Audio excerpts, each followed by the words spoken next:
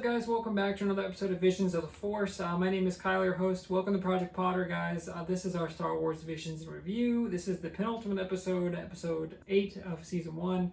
Thanks for checking out Project Potter, guys. If you guys do like the content, please consider liking, commenting, subscribing. And we're going to go right into it, guys. Oh, sorry. If you haven't seen the show before, the series before, it's a quick recap, a score out of 10. It is a favorite aspect and favorite character, and definitely not in that order. And you'd think after 8 episodes that I would have this format down pat, but I don't. So that's part of the beauty of Project Potter, guys. So thanks for bearing with me. And here we go. So this one, guys, is an emotional episode for sure. So this is all about a samurai warrior, kind of like old school, kind of almost similar to like the aspects of episode 1 of Visions, where it's like in the ways of the ancient ways of the Force. That's the father, and then he has a daughter named Ocho, and then this like girl who escapes from the Empire. She's like a fox-ish creature. She's adorable, dude. She shows up and they're like, oh, I don't have anywhere to go. Or I think the dad runs into her like a market, and she's like trying to either steal some food or get some food. She's like basically like a little Aladdin, dude. And he's like, oh, you don't have anything to eat? And the wife is like, or I think it might be Ocho that does that, where she's like, oh, this is a good kid, like she's going to be part of us. And he's like, you can't just be offering to adopt people. And she's like, nope, like it's okay, just come with me. And they go down to the water, and she's like, oh, check it out, isn't this beautiful? The best part, guys, first of all, this art style was, oh my goodness, gorgeous. And I don't even know if that's a phrase or a word. I love this style. So they go down, and the really cool part about this is that this like little city or town, the Empire is just like hovering over them. So the Empire provides like protection, but they're really just kind of watching over them. And so there's this debate over like the Empire gives us protection and stability, and then other people are like, no, they're just like basically a dictatorship, and they're watching over us, and that's not protection. That's just like false sense of security. And so the awesome part about this episode is that there's a Star Destroyer, dude, that just hovers over there. Just hovers over the city. It's so awesome. And it's like there's one road that goes over there, and the stormtroopers are there. Basically, they're like always overlooking this little city or this town. They're like in control of this town. It's so awesome, dude. So this is obviously like occupied by the Empire, but they're kind of free, but not really. But that's basically the whole premise of the episode, guys, is freedom and sacrifices and all that stuff, and most importantly, family. And this is not a Fast and Furious review, but it's all about family, dude. Salute me, familia. And basically, the Fox girl, we jump forward 7 years, and then they grow up together, and they're getting along well until there's a fight between the father and Ocho, and she's arguing that the Empire protects us, we need to go with the Empire, and the father's like, no, we have to maintain our freedom or whatever. Ocho, we find out, as the Fox girl, I think her name is Lop. It might be Lop, I don't know. If it's not, I'll edit it in here, guys. But this one is called, I think, Lop and Ocho, so I think it's her. She goes to track down Ocho. Ocho goes to the Empire, and we get this awesome, Imperial, I don't want to say guard, but like the leader, but he's like kind of punk, where he's like got his haircut, and he's like classic like evil villain, but he's like a more modern take, and he's kind of like that punk character that you don't really take seriously, but it's a really cool twist on the Star Wars. So it's like classic stormtroopers in the back, and I love how everything's got like shadows on it. Again, the art style is amazing. And then it's this dude, and he's like, well, why don't you come along and join us then? And it's just like, he's very persuasive, and you can tell they're using like power of the Empire to kind of like push Ocho. So Ocho says, you know what, this is like the path I want to take. And so she cuts her hair, and the Lop is telling her like, no, don't do it. Like, we'll go back home to father. And she's like, nah, dude. She like either bites her hand or like cuts herself, and then like smears blood on her eyes. And I was like, oh my God, dude, like this chick is crazy. Like maybe this chick isn't worth saving. And so she goes with the Empire, and Lop like goes away crying, and it's like really adorable and sad. And she like falls off, and she's running home, and she's bumping into people, and she goes home to see father. She's like, hey, because she gives her like her whole bunch of her ponytail, like a whole shit ton of hair, and she's like, Jesus, what am I supposed to do with this? But she brings it home to the father. Father also only has one good eye. We don't know what happened with there. Probably a fight with the Empire.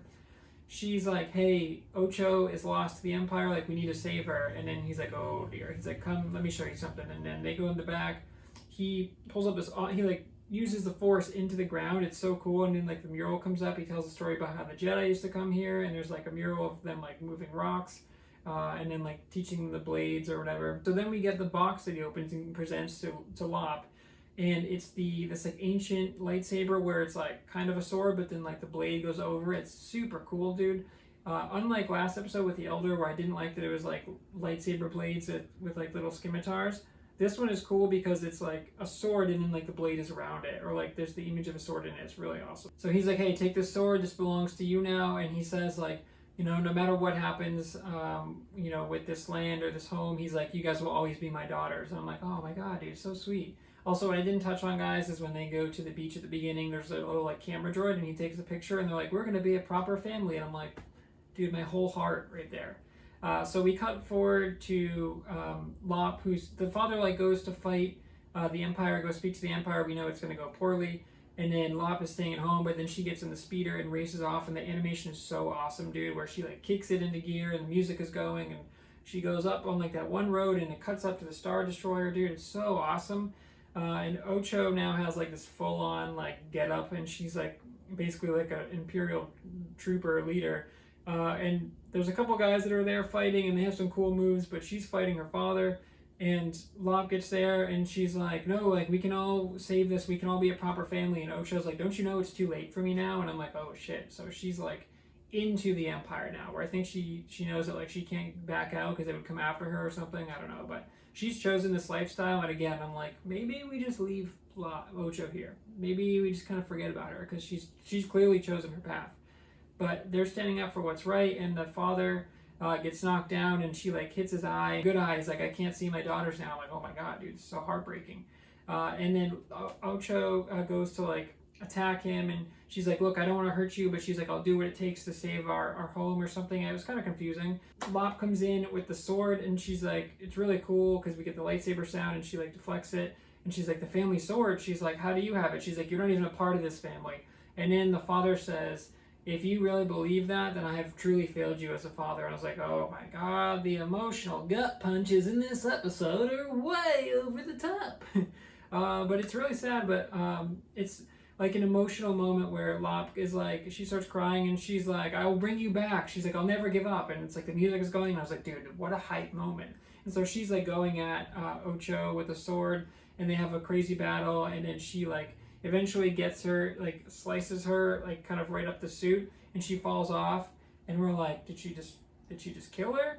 And then Ocho like raises up on the like a starship or whatever that's like right off in the distance, and she just kind of stares at her, and she's still got the blood on there, and I'm like, is that just dried blood now? That's pretty gross. Like, or did you put fresh blood on there? Like you just like hurting yourself every time? I don't know. But there's Ocho destroys the fucking droid. The little camera droid goes out because she's trying to like show her that they're a family, and it like plays the hologram of them with a family picture, and Ocho just fucking slices it up, and I'm like, how dare you, Ocho? And that's when she gets mad, and she's like, no, I'll bring you back. So that's a really cool fight scene, really awesome action pieces as the father's like on the ground. He's like holding the daughter's hair, which is I guess sweet but kind of weird too. And then it says like, oh, I thought we were going to be a proper family. And then it just abruptly cuts. And that's how the episode ends. Hey guys, favorite aspect of this part is all about family, dude. And once again, I'm not doing a Fast and Furious review in this episode, but it sort of feels like it because it's all about family, dude. I'm surprised Lop didn't get up and say the most important people in life are going to be the ones in this room right here, right now. Because it was a really great family dynamic. I love that Lop comes in and she's like this really cute character, and she's got like a collar around here. They break the collar and they're like, you are part of our family now, and everything's going great. And then 7 years pass and they get in a fight and they have differences. So, but the fact that the father is like, it doesn't matter that you're not part of our family, like we're not bound by blood. He's like, you are my daughter, and so is Ocho. And he's like, you know what? Actually, Ocho kind of sucks. You're just going to be my only daughter now. But seriously, but he's like, you are my two girls, and I'll never forget that. And I was like, oh my God, dude, this dad is dad of the year right here. So yeah, it's all about family, dude, and it's just my favorite aspect is like the love and the connection, and how they took Lop in as an outsider and made her that family, and then Ocho being kind of a bitch, but it's okay because it's all about family, baby, and it's my favorite part of this episode. Okay, guys, favorite character? Definitely not Ocho. It has to be Lop, dude. She is so awesome, and if that's not her name, I'm sorry, I'll edit it in. Hopefully that is the name. It's one of two names in the title. I'm assuming it's her, but if not, I'll edit it in here, guys. But that little fox girl, dude, super amazing character design. She's adorable. She's charismatic. She's strong. She's like pure of heart, dude. She's great. She's awesome animation. She believes, stands up for what she believes in. She tries to get her sister back, like no matter what, even though, like she says, they're not bound by blood, or that she's not part of the family. It's like, no, she's like, you are my sister, and she's like, I'm gonna get you back. And so obviously they spent like 7 years growing up together, and it's Ocho's turn is weird, but also like I get it because she got power hungry and went to the dark side, basically. But yeah, I mean, Lop was just an amazing character, and I would love to see her in like any Star Wars property. So hopefully there's either like a follow-up episode or like we just get to see more of her in some sort of capacity, because she was by far, I think, one of the coolest characters in the Star Wars universe. Okay, guys, that brings us to the score. If you can not tell, I was these reviews are kind of you can usually tell by the end of by the time we get to the score how I feel about the episode.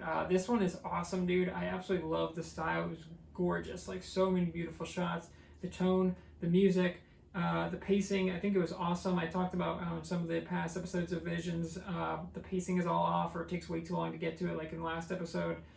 This was not the case. I think the pacing was perfect. I think they had a little bit of time to spend with family, the time to show about how like the Empire is there, and they're not like, slaughtering people, but they are sort of being like a dictatorship, or like standing there. They're like always watching over you, and that it's like that Star Destroyer is symbolic, where it's like you can never get away from the Empire because they're right there, and they're going to slowly start pushing their power on you.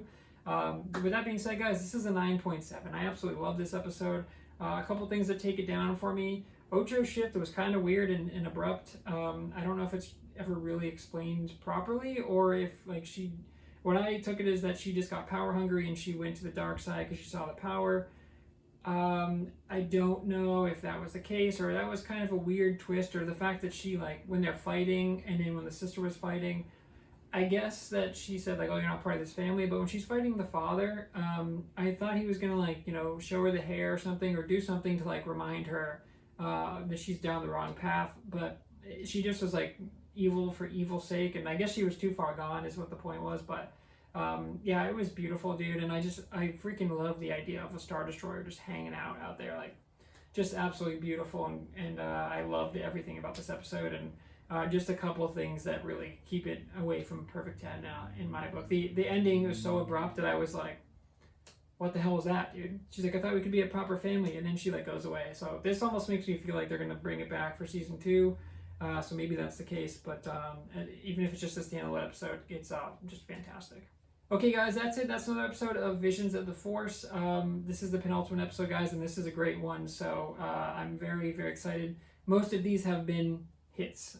Most of them have been awesome. I could rewatch at least 3 or 4, probably 5 of these episodes at this point. So I'm excited to go back and rewatch those at some point. I'll probably watch them in Japanese since I'm watching them in English the first time.